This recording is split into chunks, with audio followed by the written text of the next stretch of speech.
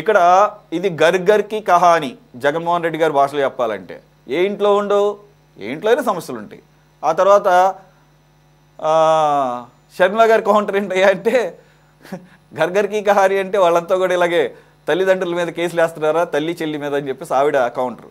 ఓవర్లో అది పక్కన పెడితే ఈరోజు ఎన్సీఎల్టీ ఏం అబ్జర్వ్ చేసినట్టుగా భావించాలి సార్? యాజ్ ఇట్ ఈస్గా అక్కడ ఆ గిఫ్ట్ డీడ్లు ఎలా ఉన్నాయో దాని ప్రకారంగానే ఈరోజు స్టేటస్ కో ఇచ్చిందని భావించాలా? ఇలాగ ఒకళ్ళ మీద ఒకళ్ళు అప్పీల్ చేసుకోవడానికి చూస్తే ఐ మీన్ పై కోర్టులకు వెళ్ళటాన్ని బట్టి ఇంకా అక్కడ సంబంధాలు ఏమీ మెరుగుపడలేదనేది ఒక క్లారిటీ ఏమన్నా వస్తుందని అనుకోవచ్చా?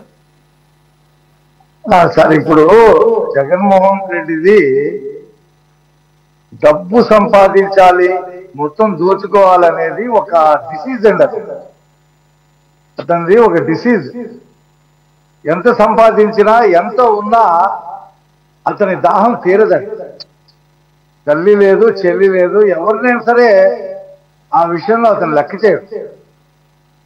ఇప్పుడు మనం చూసాం కదా, తండ్రిని చంపింది రిలయన్స్ అంబానీ చంపాడు, సోనియా గాంధీతో చేయగలిగి చంపాడు అని రిలయన్స్ అవుట్లెట్ల మీద పెట్రోల్ బంకుల మీద దాడి చేశాడు. మరి అదే రిలయన్స్ వాళ్ళతో లాలూచి పెట్టుకొని రాజ్యసభ సీట్ ఇచ్చాడు రిలయన్స్ అంబానీ స్నేహితుడికి. కాబట్టి జగన్మోహన్ రెడ్డికి ఒక నీతి పరిమళ నత్వాని అతని పేరు అంతే, పరిమళ నత్వానికి ఇచ్చాడు. ఆ రోజు ప్రజలకు ఏం చెప్పాడు, కార్యకర్తలకు ఏం చెప్పాడు, మా తండ్రి చెప్పింది అదే అని చెప్పాడు. ఇప్పుడు ఏం చేశాడు, వేడి వేడి అన్నం పెట్టి అంబానీ వస్తే రెడ్ కార్పెట్ వేసి లావాదేవీలు పెట్టుకున్నాడు. పరిమళ నత్వానికి రాజ్యసభ సీట్ ఇచ్చాడు. అతనికి బాబాయ్ లేదు, తల్లి లేదు, చెల్లి లేదు, బావ లేదు, ఏమి ఉండదు సార్ అతనికి.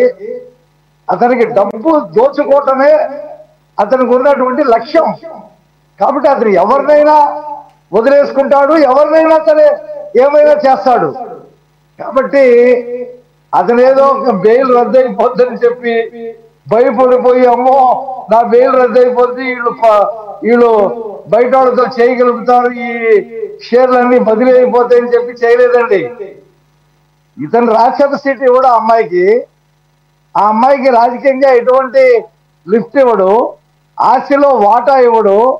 వాళ్ళ నాన్న ఉన్నప్పుడే చెప్పాడట, ఏది విజయసాయి రెడ్డి చెప్పాడు, ఏదొచ్చినా ఇద్దరికి సమానంగా నువ్వే కదా ఆడిటర్, నువ్వే చేయాలని చెప్పాడంట రాజశేఖర రెడ్డి. మరి అది పక్కన పెట్టేశాడు, ఏమి ఇవ్వడు. ఆ అమ్మాయికి సంబంధించి ఆ అమ్మాయి భవిష్యత్తు ఆ అమ్మాయి చూసుకుంటే అలా పడి ఉండాలి కుక్కిన పేరులాగా ఇంట్లో. ఈయనేమి చేయడు, వాడుకుంటాడు, పాదయాత్రలు చేయించుకుంటాడు, పార్టీ ప్రచారాలు చేయించుకుంటాడు, అన్ని చేయించుకుంటాడు. కానీ ఆ అమ్మాయికి ఒక ఎమ్మెల్సీ ఒక రాజ్యసభ సీటు ఇవ్వడు. ఇంత స్వార్థపరుణ్ణి, తల్లిని చెల్లిని బాబాయిని ఈ రకంగా చేసేవాడిని రాజకీయాల్లో ఎవరు నమ్మరు, ఎవరు లేరు కూడా. ఒక రకంగా చెప్పాలంటే మిగతా వాళ్ళకి కుటుంబ సంబంధాలు ఉంటాయి, రక్త సంబంధాలు ఉంటాయి. ఇప్పుడు మనం చూస్తున్నాం ఈ తెలుగు రాష్ట్రాల్లోనే ఆ కవిత కేటీఆర్, ఇక్కడ జగన్మోహన్ రెడ్డి షర్మిల. మరి పక్క రాష్ట్రంలో కనిమొళి స్టాలిన్ బాగానే ఉన్నారు. దేశంలోనే రాహుల్ గాంధీ ప్రియాంక గాంధీ తండ్రి, వాళ్ళ తండ్రి కూడా చనిపోయాడు పాపం. వాళ్ళు ఎంతో అన్యోన్యంగా ఉన్నారు, వాళ్ళ మదర్ కూడా ఉంది. కానీ ఇంత దుర్మార్గంగా, ఇంత దారుణంగా, ఇంత నీచంగా తల్లి మీద ఆరోపణలు చేసి కోర్టులకు వెళ్ళటం, ఒక కోర్టు కాకపోతే ఇంకో కోర్టులో ఫైట్ చేయటం, ఇంట్లో నుంచి గెంటేయటం, ఇంటికి రావద్దని చెప్పటం, ఇవన్నీ కూడా ఇతనికే సాధ్యం. అతను అభిమానిస్తున్నారు చూసారా కొంతమంది, వాళ్ళకి చేతులెక్కి మొక్కుతాను సార్ నేను, అంతకంటే నేను దీంట్లో ఏం చెప్పలేను సార్. ఎనీవే అది వాళ్ళ ఫ్యామిలీ బిజినెస్, వాళ్ళని అభిమానించి రాజకీయంగా ఎదుగుదామని చెప్పి ఆ పార్టీలో చొక్కాలు చించుకొని గొంతులు చించుకొని మాట్లాడుతుంటారు చూసారా, వాళ్ళకి మొక్కుతున్నా నేను, అయ్యా మీ తెలివితేటలు మహాద్భుతం, మీరు బ్రహ్మాండమైనటువంటి ఆదర్శమైనటువంటి నాయకుడిని ఎంచుకున్నారని చెప్పి. అవును సార్, రఫీ గారు వాళ్ళు కూడా ఏమని నమ్ముతున్నారంటే జగన్మోహన్ రెడ్డి గారు ఏ తప్పు చేయలేదు, షర్మిల గారే తప్పు చేశారు, అలాగే విజయన్ గారేమో 2003లో 30 లక్షలు లేవు ఇన్కమ్ ట్యాక్స్ కడతానికి. వాళ్ళ అయ్యగారు ముఖ్యమంత్రి అవడంతో 88 కోట్లు కట్టాడు అడ్వాన్స్ ఇన్కమ్ ట్యాక్స్. మరి ఆ దోపిడీ మొత్తం కూడా లక్షల కోట్లు. ఈ సరస్వతి పవర్స్ ఎక్కడి నుంచి వచ్చింది, ఈ భారతీయ సిమెంట్ ఎక్కడి నుంచి వచ్చింది, ఈ సాక్షి పేపర్ ఎక్కడి నుంచి వచ్చింది, ఇందిరా టెలివిజన్ సంస్థ ఎక్కడి నుంచి వచ్చింది, సండూరు పవర్ ఎక్కడి నుంచి వచ్చింది, ఇలా చెప్పుకుంటూ పోతే అప్పుడెప్పుడో 2009లో 1,00,000 కోట్లు. ఇవాళ ఎంత అవుతాయండి? అయ్యే 2-3 లక్షల కోట్లు అవుతాయి. ఈయన ముఖ్యమంత్రిగా తోచింది ఇసుకలో, మైనింగ్ లో, మద్యంలో, రకరకాల్లో తోచింది. ఓకే ఓకే రఫీ గారు, మనకు ఎక్కువ సమయం లేదు. ఆయన అధికారం కోల్పోయిన తర్వాత కూడా ఆయన క్లియర్ గా ప్రెస్ మీట్ లో చెప్పాడు, నా దగ్గర డబ్బులు ఉన్నాయంట, ఎక్కడున్నాయి చెప్పండి అని చెప్పేసి. అదే అవునా, మాకు తెలుసు చెప్పడానికి.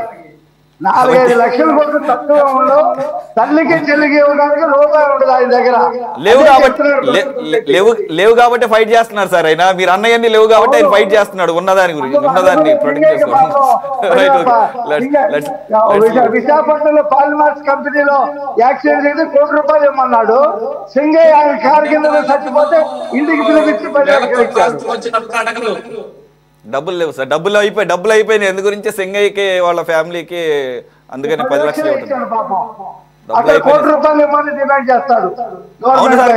ఎలక్షన్స్ లో మొత్తం ఖర్చు పెట్టేశారంట 30. ఎలాగో నెక్స్ట్ పవర్ లో మనమే వస్తామని చెప్పేసి కూడా ఆయన అన్నారు. దొరికినాయి కదండి, మన అట్టపెట్టలో దొరికినాయి హైదరాబాద్ లో. ఆయన చెప్పకుండా కొట్టేశారండి ఎక్కడికక్కడ. ఆయనకి తెలియదు ఇవన్నీ. నిజంగానే ఆ కోణంలో కూడా ఆలోచించాలి. ఆయనకి తెలియకుండానే మొత్తం ఎక్కడికక్కడ సర్దేశారేమో అనుకోవాలి. సార్ లక్ష్మణ్ గారు, సారీ ఎక్కువ టైం లేదు. ఇది విజయమ్మ గారికి ఒక టెంపరీ రిలీఫ్గా భావించాలా, లేకపోతే ఆవిడ చాలాసార్లు పెయిన్ఫుల్గా మాట్లాడిన సందర్భం, ఇప్పటికైనా సరే ఈ పిటిషన్లు వేసుకొని అప్పీల్ చేయటం మానేస్తే ఆవిడే సర్దుకొని మరి ఏమన్నా ఆయనకి ప్రేమగా ఇవ్వనప్పుడు ఎందుకని చెప్పేసి ఏమైనా వెనక్కిస్తారేమో. కానీ ఆవిడ కూడా ఏమి తగ్గట్లేదు. ఆవిడ కూడా మరి అప్పీల్ చేయడాన్ని బట్టి చూస్తే వెనకాల షర్మిల గారు ఉండే మొత్తం నడిపిస్తున్నారు అనుకోవాలా.